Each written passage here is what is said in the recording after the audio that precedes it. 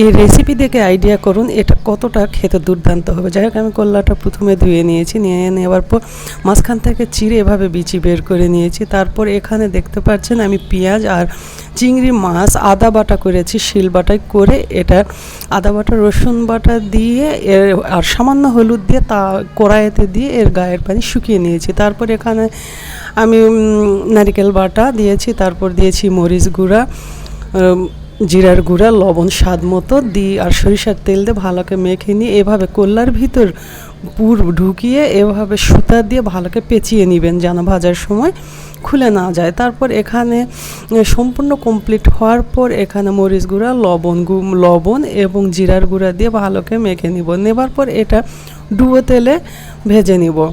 আপনি বিশ্বাস করুন এটা যে গরম ভাতে খেতে কতটা মজা লাগবে আপনি ধারণাই করতে পারবেন না। যাই হোক, এই পর্যায়ে এসে আমি উঠিয়ে নেব, বাস তৈরি।